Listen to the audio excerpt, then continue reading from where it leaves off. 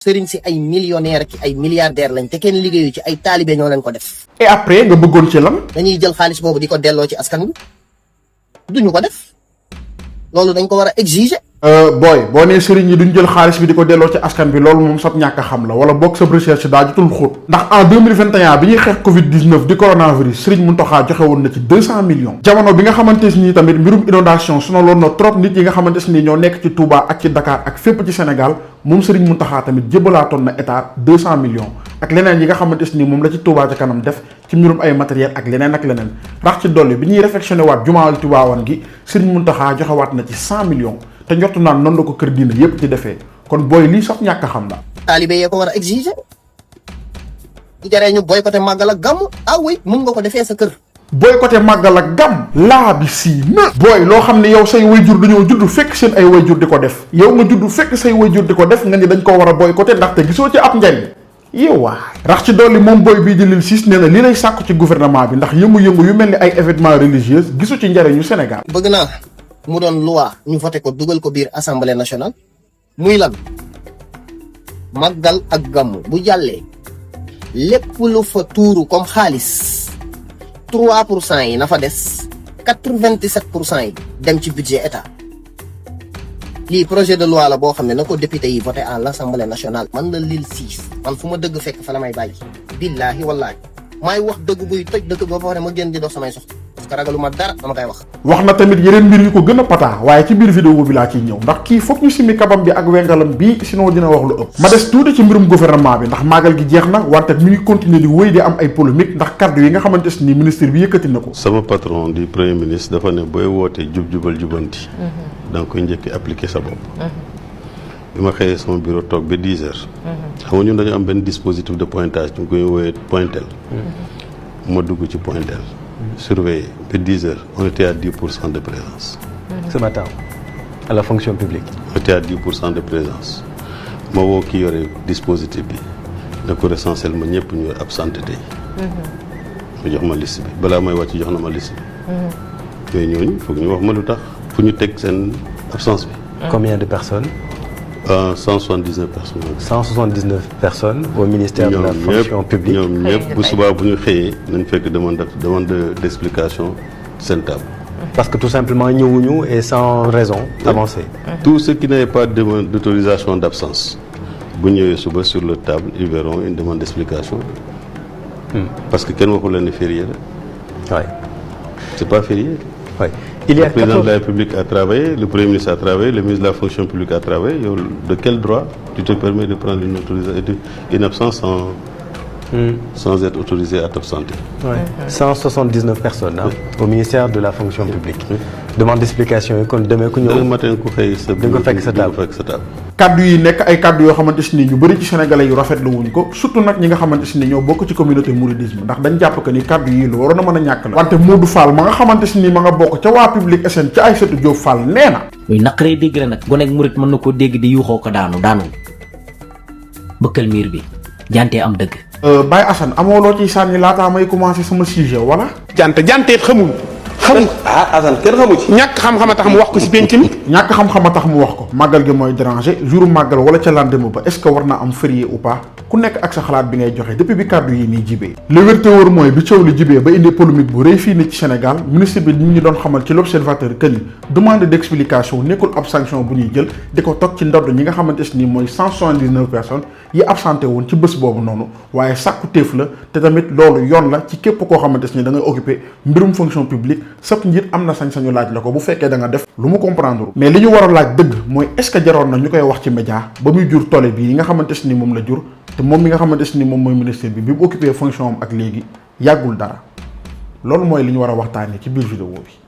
ay ci ñu souligner suñu sujet parce que tey du yàgg. ziar suma gars yi da leen jàmm ci suñu chaîne YouTube Archikesa TV mbokkum bu fekkee abonné woo goon lay xaar abonnement parce que chaîne bi ci divertissement la ñuy wax ci actualité ak bépp sujet boo xamante ni dina intéressé réew mi balaa ñuy commencer email vidéo bi gis nga c'est très simple abonne-toi parce que man ak waa Team Kessa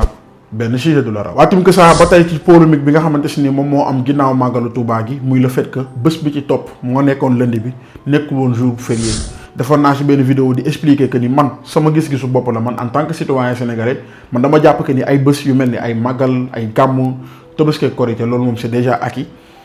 ci lendemain yi dañ leen a war a def férié parce que imaginez màggalu Touba rek ñu ni année bii rek li fa dugg ci ay personnes mën nañ 6 millions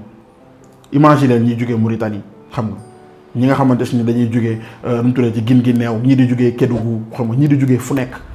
Sénégal yemul Dakar kese ñooñu noonu ñëpp bu fekkee màggal gi dafa war a jeex ci guddi gi ñu war a buuxante pour dem liggéeyi ji parce que dañuy pour ñu war a di buuxante ji dem ñibbi ci oto yi pour xalaat ni suba dañu war a liggéey mais loolu noonu insécurité totale lay jur ci yoon bi man loolu laa jàpp parce que comme ni ma koy waxee à chaque fois màggal lépp looy jaay lay dox donc chauffeurs yi ñoom xam nañ ni buñ teelee dem yóbbu client dawaat indiwaat ay client yóbbuwaat ay client day dox ci ñoom te loolu noonu mën na jur ay conséquences yu ngande ndax duñ noppalu yoon bi day saturé te loolu mën na def plus d'accident man loolu laa jàpp moo tax ma jàpp que ni ay bés yu mel ni màggal waru mu nekk ay gàmmu dañ leen a war a defal férié ci lendemain bi bu ko defee nit ñi bu ñuy ñibbi seen teeyaayu bakkan bu ñu xëyee mën a dem continuer ci seen liggéey. dafa am beneen mbir boo xamante ni ci laa yem mu def ma ay ree trop suñu yaay Mame Diarra Fam ku nekk xam na ni ci pro Sonko yi la bokk mais li gën a bizarre mooy ministre bi nga xamante ni jamono jii ni moom moo yore lépp lu aju ci mbirum fonction publique muy Mamadou Lamine Diante moom ak Mame Diarra Fam dañoo bokk benn groupe boo xamante ni groupe boobu noonu ba muy sosu waa Pastef ñoo taxoon génn na tontu ko de mayu ko dara ci biir groupe bi. di interpeller directement le ministre Mamadou Lamine Diante qui est dans le groupe d'ailleurs ma di ko interpeller di ko wax ne ko monsieur le ministre da nga juum monsieur le ministre personne dans cette administration ne va te fournir des demandes d'explication plausibles et plus plausibles que dañoo màggali woon monsieur le ministre dañoo màggali woon monsieur le ministre ñiy liggéey ci ministère de la fonction publique dañoo màggali woon di ay murit bokk ci màggal gi ñu màggal dimanche guddi màggal di dimanche ci guddi bët set di altine man nit ñaa ngi xëyee Touba tey ci 8h 9h nous sommes au niveau de Thiès xoolal ndax ku jóge Touba woon ci guddi gi wala ci bët set gi bi guddi màggal gi jeexee ba noppi war a rallier Dakar monsieur le ministre na nga xool ndax mën naa rallier Dakar ci condition yi benn autoroute amee ci Sénégal monsieur le ministre boo bëggee liggéey demal liggéey bul yàpp nit ñi bul yàpp nit ñi bu leen fontoo soo bëggee liggéey demal nga liggéey lii du liggéey dégg ngeen yéen da ngeen di jël ay lan moo tax ngeen bëgg ay affaire gis leen ma lii nga wax nii lu mu lay jariñ yow monsieur le ministre di nga fi nekk lu yàgg màggal di am nit ñi di xëy bañ a liggéey di nga fi jóge lu yàgg nit ñi di xëy di màggal di bañ a liggéey loolu mënoo dara tu n'y peux absolument rien te doo fi dàq kenn parce que yow ci sa bopp rek xam nga da ngaa éphémère yow ci sa bopp rek sa postation bi nga nekk da ngaa éphémère yow monsieur le ministre yaa dàqoon a grève ñëpp nag yow tam Diante bul fàtte ni yow gréviste nga bul fàtte ni nit ñi xam nañ ku nekk sa état d'âme mais murid yi ngeen di bàyyi mënul leen tous loolu da ngeen leen di bàyyi dañuy màggal xëy suba teel condition yii nit ñi di ñibbee ci màggal gi tey mun naa laa fotol ni trafic bi toll ci autoroute bi kan moo ko mën a xëy di dem di màggal di ñibbisi et puis da ngeen def une provocation boo xam ne amul benn sens parce que lii vous croyez rendre du service à Bassirou Diomaye Diakhar Faye le président de la République mais vous lui pénalisez parce que li nga wax tey murit yëpp di dal sa kaw comme que nag sa numéro ngi ci groupe bi te nga bokk kiiraay te nga ni doo génn groupe bi man Mame Diarra Fam dama naan képp ku bokk kiiraay te dinu yordu loo fi def fii laa la koy waxee nga koy dégg monsieur le ministre benn numéro bi nga am ñëpp mën la cee jot mi ngi fii ci numéro bi Sonko 2029 yow nee nga doo génn fii te yow kiiraay nga bokk fii laa lay waxee li nga def monsieur le ministre li nga def ñaaw na de li nga def ñaaw na lool murid yi defuñu dara dañoo màggali rek nag dégg nga waaw waaye monsieur le ministre c'est une compréhension nag yow tam de la situation ngeen leen ay taalibe ngeen baal naa leen ko sax ñu comprendre mais demande d'explication kenn du la expliquer dara nag monsieur le ministre dañoo màggali woon. sacré Mame Diarra Fam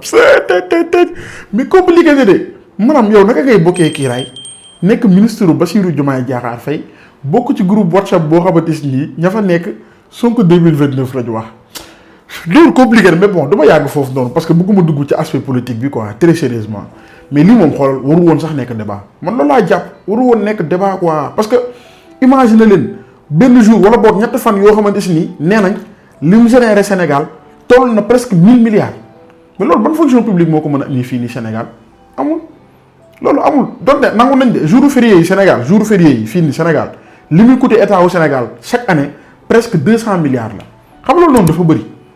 jour férié yi nekk Sénégal yëpp bu ñu ko boolee li muy parce que ay jour férié chômé payé la yoonu Sénégal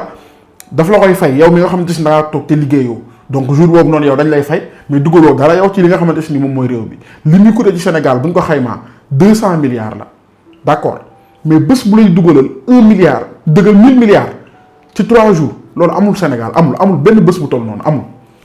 màggalu Touba mën naa indil 630 milliards ci 3 jours 3 jours laa la wax de yow nga di bés boobu noonu ña fa demoon non lendemain bi waruñu am férié quoi dañoo war a ñëwaat dëppaat ci guddi la màggal gi pour war a xëy dem liggéey yi te nit yi fi ñuy jógee bokkuñu ku nekk ak sa compréhension mais lii nii moom wax dëgg jarul woon ministre bi da ko wax ci média ba muy jur tole bi mu jur yépp ci réew. balaa ñuy dem waa Timcasa foog naa ne kenn dootu leen présenté kii mooy Tongone gàtt te bëri njariñ lool sëñ Moustapha Mbacke loo wax. Moustapha Mbacke la ma ñëwaat di leen présenté waat seen garab gi nga xamante ne moom yéen ñëpp xam ngeen ko muy jant muy garab gu am solo ba solo si foo ko takk weesu na dama ne réew mi xaw ma ñuy jaay garab yëpp waaye gis ci garab gu gën a naturel garab gi gën ko efficace benn effet secondaire amu te loo ko laaj ma jox la moom macha allah ku ko jël li nga xam ne ma lay wax képp koo xam ne nii booy sëy sa soxna maanaam du yàgg maanaam ngeen baal ma waaye da ngay gaaw a daam wala koo xamante ni sa xawra bi maanaam du dëgër wala xawra bu tuuti incha allah lii boo ko jëfandikoo mel nii moom ci efficace maanaam kenn mus koo gis te li muy faj dafa bari fi mu ne ni koy gisee nii fukki jàngoro ñett lay faj hémorroïde benn garab muy ballottement benn garab muy ko ci te sëñ bi yemul ci loolu noonu donc ndaxte dafay yëngu ci mbirum ñaan te mën na ko lool donc yéen ñi nga xamante ni da ngeen di lijjanti ay mbirum papier mu xaw a dëgër wala sax nga nekk ak nit seen diggante am ay ñagas-ñagas wala boog ngay dugg ci am mbir soxla ko la ko xool ba xam baax na dëggantaan contacter leen sëñ Moustapha Mbacke mu faj seen aaju. mais bon bref tey vidéo bi li ma ci gën a intéressé mooy partie bi nga xamante ni moom laay waaj a dugal di booy bi di Lil 6 presque 3 jours a ngi nii ñu may envoyé vidéo bi pour ma wax si personnellement man je me disais que ni du ma si wax parce que xawul am solo mais en fait dama gis que ni commentaires yi y a beaucoup de commentaires haineux parce que dañ ma envoyé compte am ma dem dugg ci compte am te am na yoo xamante ni mën na ñàkk ñu commencé ci moom lan mooy sàkkuteefam ci événement religieux yi nga xamante ni mi ngi am fii nii ci Sénégal. te benn mbir bëgg naa mu doon loi ñu voté ko dugal ko biir assemblée nationale muy lan màggal ak gàmmu bu jàllee lépp lu fa tuuru comme xaalis 3% yi na fa des. 97% yi dem ci budget état lii projet de loi la boo xam ne na ko député yi voté à l'Assemblée nationale su ko defee yow taalibe bi sax gàmm bu jotee wala màggal di nga sawar a dem te xam ne lii ngay reyante pour yóbbu ko fa day dellu si wat ci yow ndax dafa neex ma reyante am sama xaalis bu bëri yóbbu ko Touba mu leer ma ne xaalis bii may yóbbu Touba ak Tivaouane près day moom lañ may defaralee ay lampe ay tali ay stade moom lañ may delloo si ci man moom lañ may defalalee ndox mu sell moom lañ may taalalee lampe may gis moom lañ may indilee courant may gis mu leer ma ne xaalis bii nii day dellu si waat ci man ça va revenir en moi prix de revenu lay doon kon su boobaa màggal bu jotee man sama jëm bopp maanaam képp kuy patriote demal nga màggal képp kuy patriote te bëgg sa réew demal nga màggal ndax màggal bi dafa ñu amal njëriñ gàmm bi dafa ñu amal njëriñ mais sëriñ si xalaatuñu lool président de la république dafa war a exiger lool lépp luy dugg Touba ak lépp luy dugg Tivaouane 3% yi laa la wax na fa des benn famille kese la 3% yi na fa des 97% yi dugg ci budget état mais non duñ ko def on fait le contraire état même mooy jël ay milliards am yóbbu fa te nañu waxante dëgg waa Touba seen ndox sax normal waa Touba bokk nañ ci ñi gën a sonn ci Sénégal ak milliards yi fay dugg yëpp ci benn famille bu toog doo leen dégg ci manifestation doo leen dégg ci jafe-jafe askan bi doo leen dégg ci nit yu yuuxu au contraire dictature la ñuy dund ci dëgg lu xew ñu ne ci miit noppi mel na dundin te day yàlla mais boo naree yëkkati foofu dara ñu wan la ne ñoo moom dëkk bi pour lan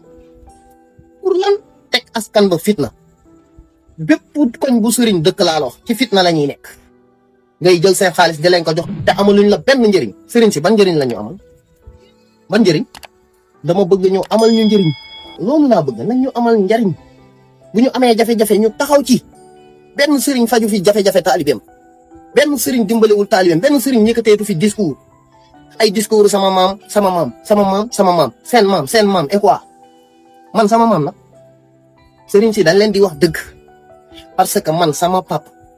sama jëmmu bopp man sama papa ci boppam su defee lu dul yoon damay taxaw soulever les épaules wax ko dëgg élever le ton wax ko dëgg te sama papa moo gën a for sëriñ ci man fuuf sama papa maqaama ak dayoo bu mu am ci man sëriñ bi amu ko ci man te damay taxaw di wax sama papa dëgg waaw pourquoi pas ma taxaw wax sëriñ bi dëgg xanaa du nit dama koy def ñun ay doomu aadama lañu duñu ay xar wala ay mala déedéet. ay waay Sénégal bon man personnellement bi mu nee sama papa sax buy wax ak man bu defee lu dul dëgg daf ni bu defee lu dul dëgg papaam lay wax de bi mu nee sama papa bu defee lu dul dëgg damay taxaw hausser le ton xam nga lan mooy hausser le ton gëdd sa papa pour wax ko ni ko yow papa dafa waxoo dëgg man foofu laa ne daanaka yow du ma sori ci say mbir mais dañuy laayante biir parce que amaana peut-être boo gisee sama vidéo bi nii tam sax nga tontu ma te loolu man du sama but quoi dañuy waxtaan parce que c'est très dangereux parfois nga gis ay mbir yoo xamante ni mi ngi am ci réseaux sociaux yi da nga naan mais en fait ñun ñi bokk ci tarixa yi ñun fan lañ nekk quoi est-ce que ñun comprendre nañ te parfois génération bu ñëw yenn saa yi day xaw a gën a doy waar dañuy gis ci réseaux sociaux yi nga ni ay murit ak tijaan dañuy clashante quoi nga xam ne ñii nii comprendre wuñ sax ñoom ci li ñu nekk comprendre wuñ ci li ñu nekk parce que ñun suñu maam yi li ñu fi bàyyil waxoon naa ko sama benn vidéo ay milliardaires lañ ñoom ci bi ñuy dund te pourtant bi ñuy demee lenn dong lañ ñu fi bàyyil muy ay téere ak xam-xam xam nga lan lañ doon rawantee ñoom gën a bëgg yàlla gën a jege yàlla gën a bëgg Seydina Muhammad sallallahu alayhi wa sallam mais ñun ñooy nekk ci réseaux sociaux yi di clashante c'est quelque chose boo xamante ni man ça me fait mal très mal mais ñu ñëwaat ci booy bi nii parce que moom bu ñu déggee li mu wax quoi li mu wax en grosso modo mooy événement yu mel ni màggal gàmm njaasaan laayeen ak yeneen lu tax mu jël exemple ci Touba ak Tivaouane dafa jàpp que ni yooyu noonu mooy événement yi fi gën a rëy d'accord parce que ñoom ñooy tarixa peut-être yi nga xamante ni ñoom la ñuy gën a bàyyi xel Sénégal d'accord mais li mu jàpp mooy tarixa yi amul lu ñu njariñ booy juum nga booy est-ce que génn nga dëkk bi yow génn nga dëkk bi quoi jël nga avion dem si yeneen dëkk yu bokkut ak Sénégal bu taxawee ba léegi mu taxaw quoi am kanu bu téye Sénégal wallahi suñ tarixa yi la suñ maam yi la ak suñ aada yi fi nekk Sénégal boo génnee dem si yeneen dëkk yi ngay xam ne ñun ñàkk nañ lu nekk mais ñun dañoo am kersa dañoo am worma xam lan moo tax kenn ku nekk suñu am na fu mu bokk kenn ku nekk suñu am na koo xamante ni maanaam am na ñu foo xamante ni mooy repérage am dëkk bi bu naroon a tàkk sëñ Mountakha génn wala sëñ Madi Si Mansour génn xoolal bu ñu waxee dëkk bi day tal ku nekk boo naree def dara sa morom Sénégal boo fekkee amul ay guerre civile ak ay affaire nangam ak sàngam lan moo tax ngeen foog kilifa diina yi fi nekk ak aada yi ñuy sàmm sinon kon dëkk yi tàkk su Sénégal tàkk na bu yàgg dëkk yi wër Sénégal yépp a ngi boy jamono ji nii Mali gii moo ñu gën a jege mi ngi boy lan moo tax amul Sénégal tarixa yi fi nekk lan moo tax amul Sénégal aada yi fi nekk lan moo tax amul Sénégal suñ maam yi liñ ñu bàyyi comme lekk moo tax booy li ngay wax nii njumte dëgg la te dañuy laayante biir quoi en tant que peut-être nga mag ma wala ma mag la mais dañuy laayante biir fi nga teg sa tànk nii baaxul nañ maytu réseaux sociaux yi gars yi da ngay def sa benn vidéo mu am benn 100 000 vues 500 000 vues 1 million de vues commentaires yi bëri nga jàpp que ni Fall àgg nga quoi yow yaa xam lépp affaire yi demeewul noonu ñun ñu ngi ci réseaux sociaux yi 3 ans ngi ni ñu nekk ci bientôt 4 ans mosuñ cee am problème ak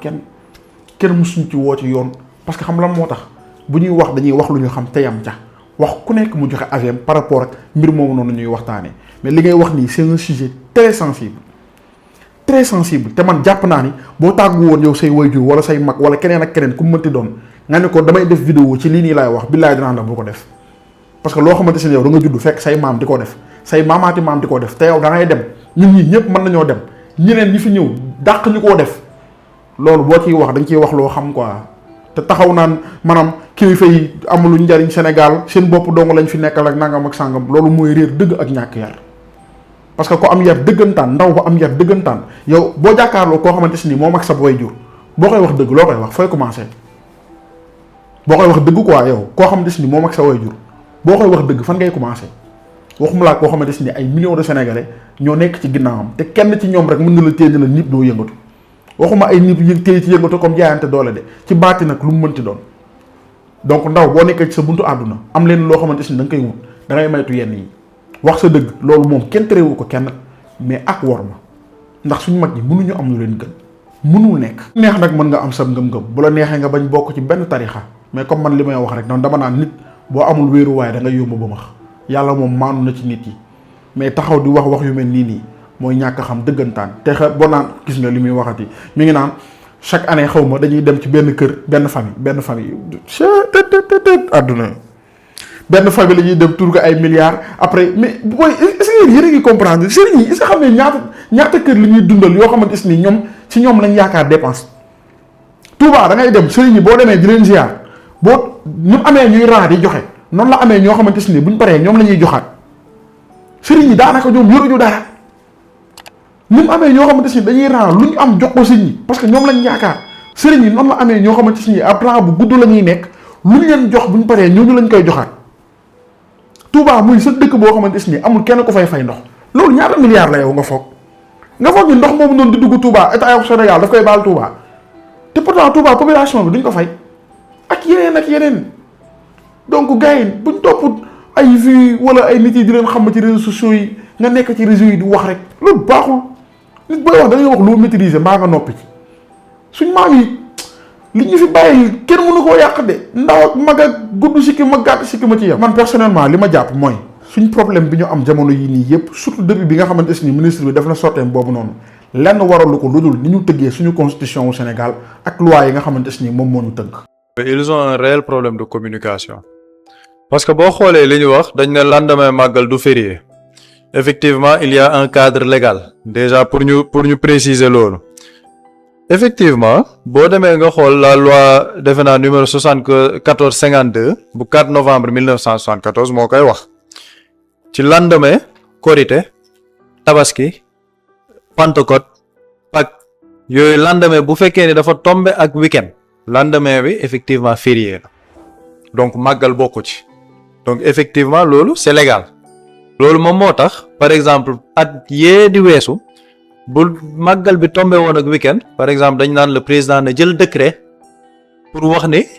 lundi bi par exemple férié la comme Macky Sall ni mu ko doon defee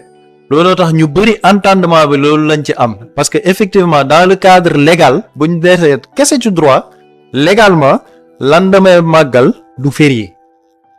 xam nga loolu c'est légal effectivement ñoom ils sont dans le cadre de la légalité c'est légal mais est-ce que c'est pertinent foofu la coow li nekkee c'est légal mais est-ce que c'est pertinent on te dit que 6 millions de personnes ñu ngi fa parce que li tax li may ñëw wax ma koy wax ne j'ai vu beaucoup de personnes dire que non ñun fii en Europe dañuy màggale lii 300 kilomètres après dañoo dem liggéeyi le lendemain les réalités sociologiques ne sont pas les mêmes